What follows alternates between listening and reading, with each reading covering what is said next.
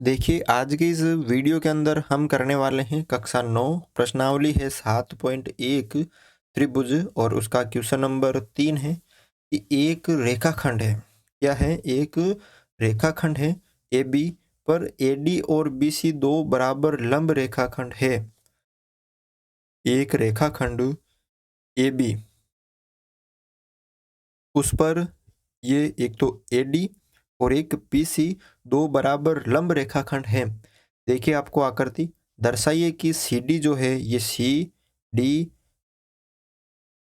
A B को समद्विभाजित करती हैं। जो सी डी है ए बी को बराबर दो भागों में बांटती है। तो यहाँ पर जो दे रखा है वो पहले हम लिख लेते हैं। हमें क्या दिया हुआ है वो लिख लेते हैं पहले। दिया हुआ, ठीक है। क्या दे रखा है आपको कि ए डी और बी सी दो बराबर लंब रेखाखंड है किस पर? ए बी पर। या आप इसको ऐसे लिख सकते हो कि ए बी पर रेखाखंड ए बी पर ए डी और बी सी दो बराबर लंब रेखाखंड है, लिख सकते हो। तो हम लिखेंगे कि रेखाखंड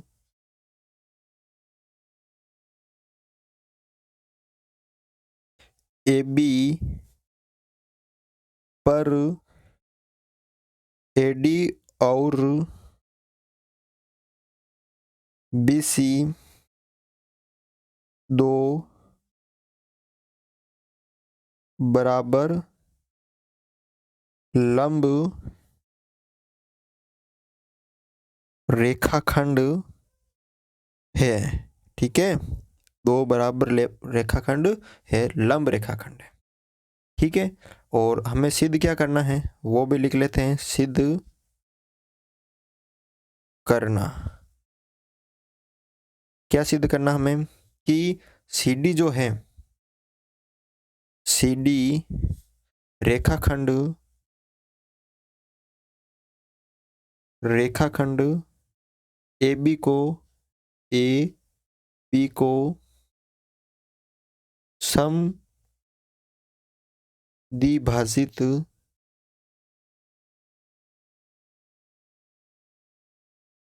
करता है। क्या करता है? समद्विभाजित करता है, ठीक है। अब देखो यहाँ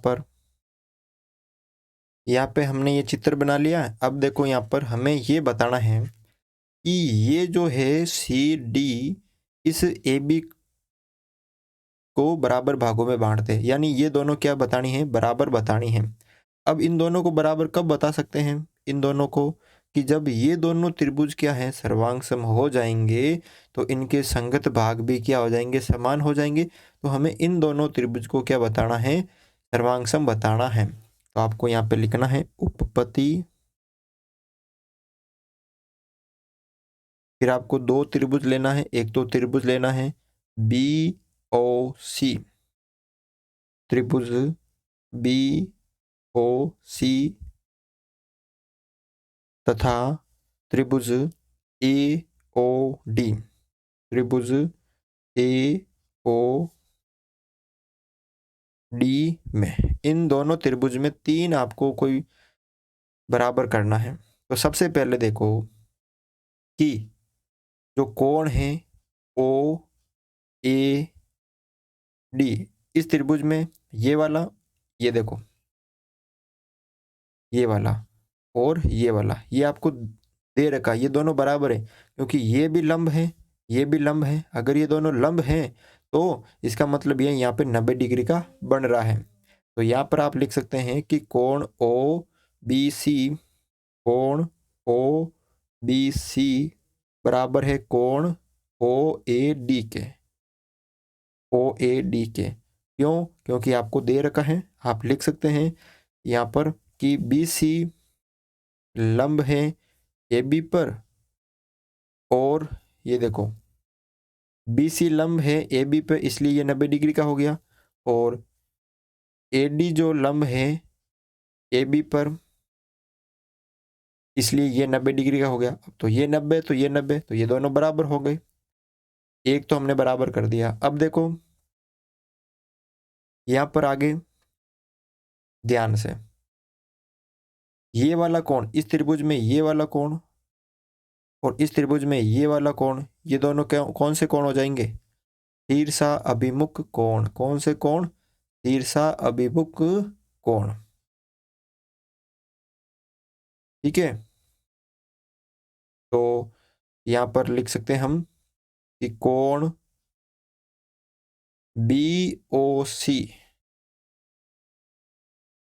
बराबर है कोण AOD। ये दोनों कोण बराबर,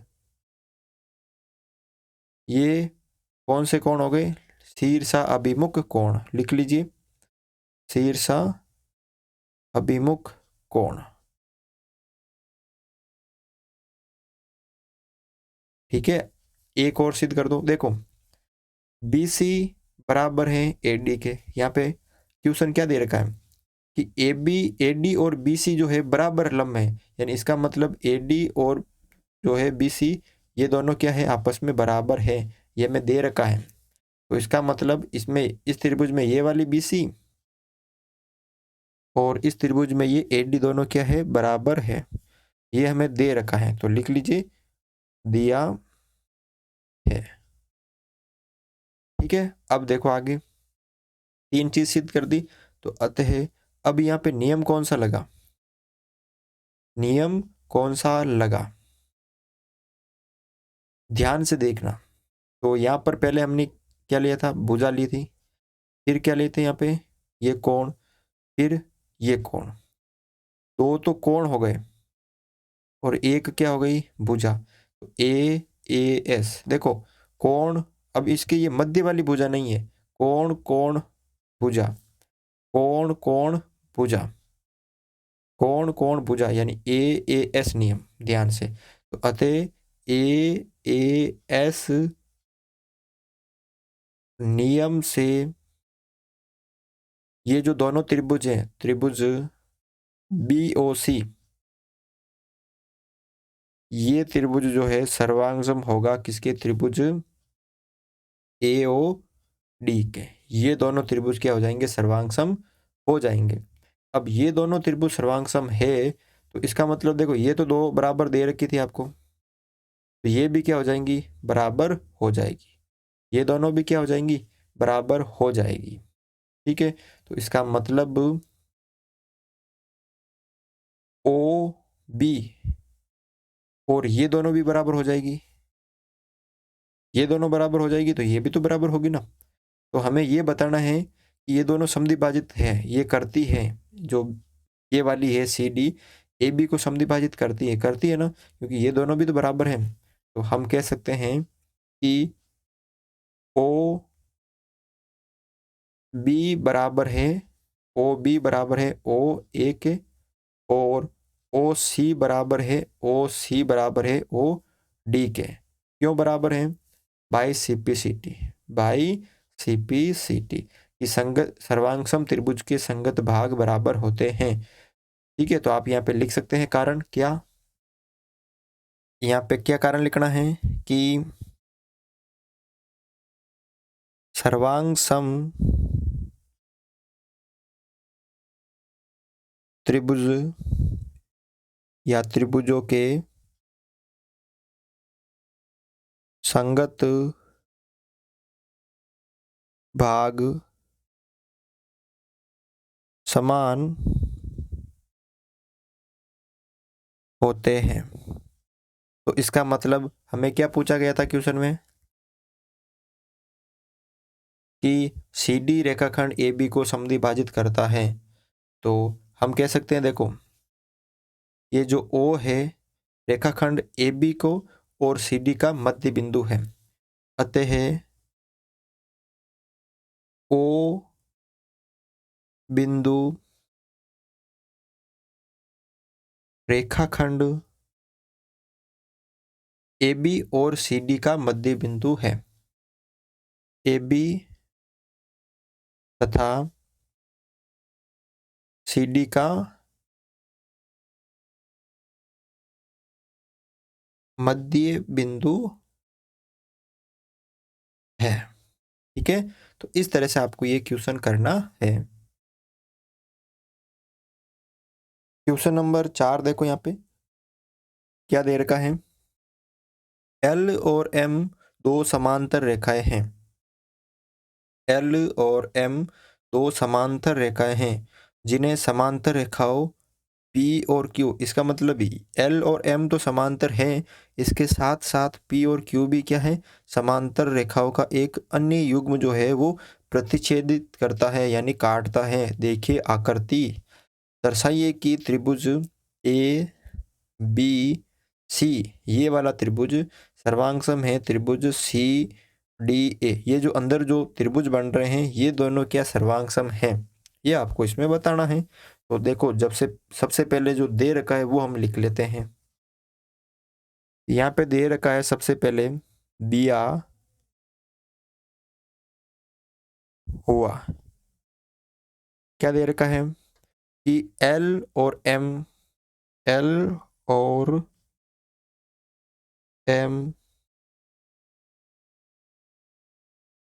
समांतर रेखा है और P और Q भी जो है, P और Q समांतर रेखा है। ये दोनों भी क्या है? समांतर रेखा है। अब आपको सिद्ध क्या करना है? ये लिख लेना है, सिद्ध करना। क्या करना है कि त्रिभुज ए बी सी सर्वांगसम है त्रिभुज सी डी ए। यहाँ पे आकृति देखो आप, ये रही, ये रही, ठीक है। इसमें देखो बताना है कि त्रिभुज ए बी सी, ये जो त्रिभुज है और ये जो त्रिभुज है,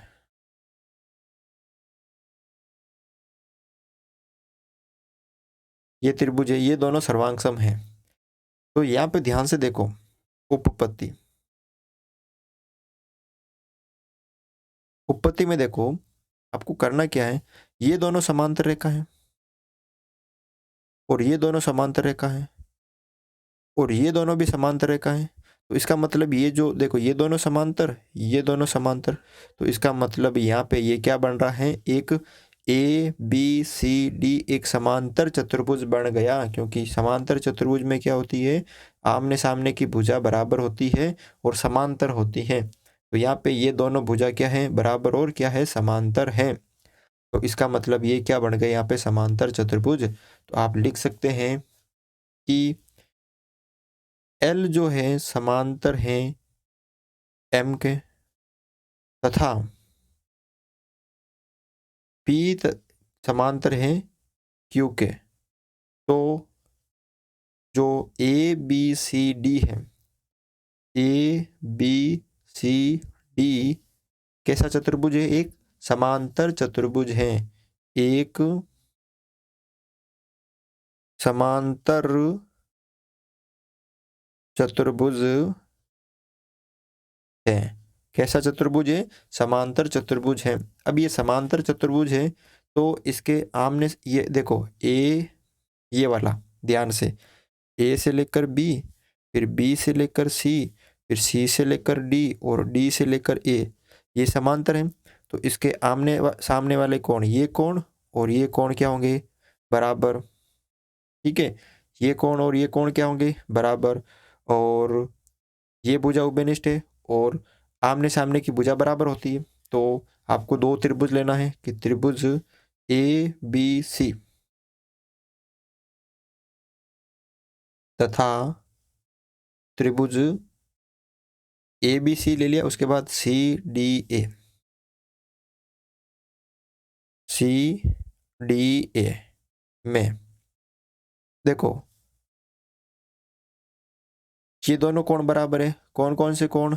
ए बी सी, कोण ए बी सी बराबर है कोण सी डी ए के, कोण सी डी ए के, ठीक है। आप नोट लिख लीजिए कि समांतर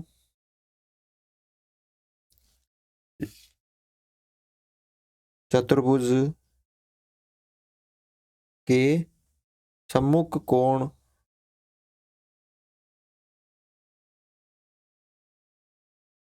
समान होते हैं। ठीक है, और उसके बाद ये दोनों, इस त्रिभुज में ये वाली भुजा और इस त्रिभुज में ये वाली भुजा, ठीक है ना। तो ये दोनों भुजा क्या है, समांतर है और बराबर है। तो ये वाली और ये वाली भी तो बराबर होगी।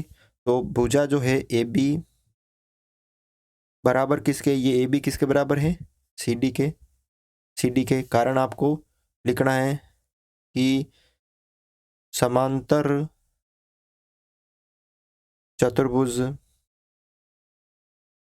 के सम्मुख की सम्मुख भुजा समान होती है। ठीक है, उसके बाद देखो ये दोनों भी बराबर होती हैं, ये दोनों भी बराबर होती है। तो बी सी बराबर ए डी, ये भी बराबर होगी बी सी बराबर ए डी, कारण आपको यही लिखना है। तो देखो ये भुजा और ये भुजा, इनके मध्य ये कोण, और ये भुजा और ये भुजा, इनके मध्य ये कोण। कौन सा नियम लगा यहाँ पे कि अतः भुजा कोण भुजा, यानी एस ए एस नियम से त्रिभुज जो है ए बी सी सर्वांग सम है त्रिभुज सी डी ए के। ठीक है, इस तरह से आपको करना है। तो आज के वीडियो में बस ये 2 क्वेश्चन थे, तीसरा और चौथा। वीडियो अच्छा लगा तो वीडियो को लाइक ज़रूर करें, चैनल पर नए हो तो चैनल को सब्सक्राइब ज़रूर करें।